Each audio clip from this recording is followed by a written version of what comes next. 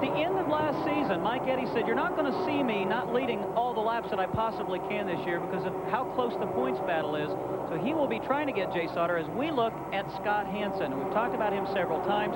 He's off the pace. Something amiss under the hood of this car. And this team had all kinds of bad luck last year, beginning with the injuries to this driver. Mark Martin drove that car. Harry Gant drove that car. A whole host of drivers are behind the wheel, and their luck just continues to be bad here today. Well, we are at the halfway point of this race, and the signal is going to go out to Jay Sauter, who is the winner of this week's Wynn's Halfway Challenge and the winner of $500 from Wynn's. Also one of the supporters of this race for leading at the halfway point of today's Missouri 250. The Wynn's Halfway Challenge goes to Jay Sauter, but just by about a car length. Not even that much, as Mike Eddy looks again, takes a peek to the bottom side of the racetrack as they came off turn number 4. But Eddy now has got to worry about the car immediately behind him as well. If he gets too aggressive, he just may give up a spot and negate any chance that he would have at this juncture of the race to take over the point. Well, the wind is still gusting here at Odesa, Missouri. We are about 40 miles due east of Kansas City. That straddles the state line. The wind does not seem to be too much of a factor. Bright sunshine and, by and large, a perfect spring day for motor racing. And Jay Sauter has dominated this race, but it's not been by that much. You see first, second, and third on the screen.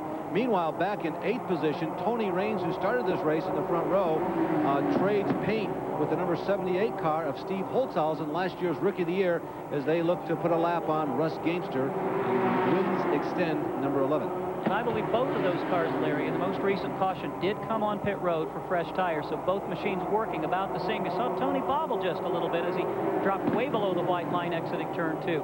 Bob Seneker, you saw him there. He's back in competition, but he's had all kinds of problems here today, sorting out the nuts and bolts, if you will, of this brand new Seneker-built race car. Rain scoots really high, and we've got Joe not out of shape. Several cars together. Bob Seneker is involved. Look at two cars spinning down on the bottom. The red number 75 of Roger Avance and the yellow car number 51, Dennis Vogel, who finished 3rd here a year ago. Also involved, we could see over in that second corner incident, the 71 of A.J. Cooper. Joe Knott still sits up on the banking. Jim Cooper involved in car number... And Johnny Benson Jr. was also involved in that incident. There is damage to the left side of Benson, easily considered one of the potential winners of this race. We've had a 6-car pileup in corner number 2 that also almost took out one of the favorites to win this race. He has serious left side damage, but it remains to be seen whether or not there's any structural damage to that car. You can see some assistance has gone to the Jim Cooper automobile, car number 95, that Cartwright Chevrolet has been running so well. There's Bob Seneker. He's out of his car and surveying the circumstances. And now we're going to look at 3 accidents, we have involved a total of 15 cars.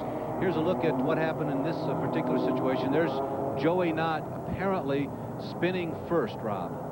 Right behind him come the 78 of Steve Holtzhausen, the car number 25, Tony Raines. I saw Raines. I thought he had slipped up out of shape. Holtzhausen squeaks by. Mike Miller in the blue and yellow car gets tagged by Seneker. And then you can see a whole host of automobiles. Talk about a domino effect. It's amazing. You know, when you watch TV, you don't have a sense of how fast they're going, Larry, but they had absolutely no time to react. Well, another thing to look for coming out of the bottom of your screen on this replay, the leaders. There's the leader, Jay Sauter, going way up in the outside groove in the racetrack. There's a car climbing up in the air, getting on the side of John Benson Jr., spinning his Cooper, but the leaders were coming right around there.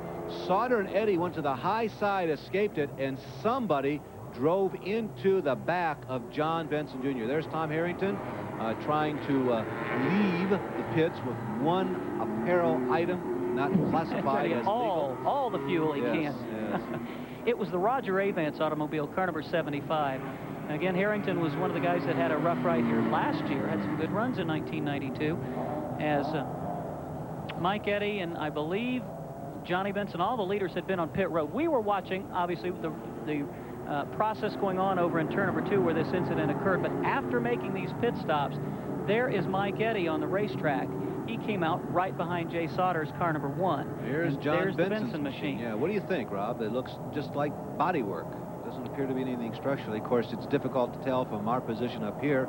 Television camera gets us right down on the action, but the car appears to be running okay. Here's the potential problem. That left rear corner is loose on that race car, and at speed, Larry, it could come flying off that machine.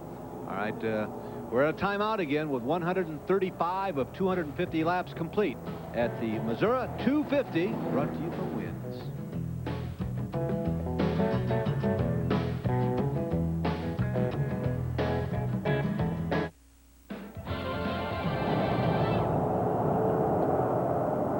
Back at Odesa, Missouri, we've had our third major incident of the afternoon. This one, end result, is involved 7 cars. So in 3 accidents, 16 cars have been involved. 5, 4, and 7 in this one, and it has made the bottom of the number 2 corner look like a battle zone. We still have a couple of cars stuck deep in the mud. There's been a lot of rain all around the United States of America this year, and of course, this part of the area, or part of the country, has not been spared. There is Mike Miller in the daily-owned Gillen Enterprises car, who was involved in an incident. He's been stuck in the mud. Roger Avance out of Colorado is down there, as is Jim Cooper. And finally, Mike, with apparently no damage to the car, finally gets out of the mud. The mid-race recap of today's Wynn's Missouri 250. The leader at that point was Jay Sauter. We had 1 lead change among just 2 drivers, but boy, it's been an exciting afternoon for 3 of them who've been at the head of the class all day long: John Benson Jr. and Mike Eddy. Although number 1 Jay Sauter took the lead from Tony Raines. There have been 4 caution flags for a total of 57 laps, and yep, 3 of them have been pretty major. We show 14 cars on the lead lap. Now, officially beginning with that man right there, the green and black number 1 of Jay Sauter. Immediately in front of him is a Steve Carlson automobile, which may be in the lead lap, may be out in front actually, because he had made his pit stop very early in the going. We'll continue to glide around this high-banked oval under a yellow flag. We'll try and resort all the scoring charts, and we'll bring you up to date when you come back.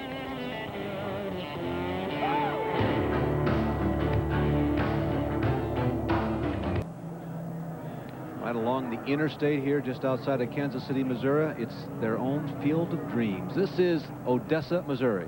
Two-way communications, by the way, equipment is provided by Racing Electronics here for all American Speed Association events. They are the official communications of ASA. Ernie Roselli there. Racing Electronics, by the way. You can reach them or get more information about their equipment from Box GFS 8701 Mallard Creek Road, Charlotte, North Carolina 28262. Ernie Roselli, whom we were looking at a few moments ago, was smiling when this race began. His driver was on the front row, and they're still in it, Rob, but he hasn't really challenged for that front spot since he gave it up about 10 laps into the race. One of the real question marks is the 21 machine of Johnny Benson Jr., an inadvertent involvee in that most recent incident, and Ralph is standing by with his crew chief. This would be Chris Bradley. Now, Chris, with that much of the car exposed on the left side, what sort of problems does Johnny have to worry about? Well, the aerodynamics are going to be messed up pretty bad. Probably going to catch a lot of wind in the rear window area there, and it just might change the characteristics of the car. Does it affect anything like the battery or anything become exposed if he gets hit again? No, not really. That stuff's fastened in real well, so that won't be a problem. Chris Bradley, crew chief for John Benson Jr.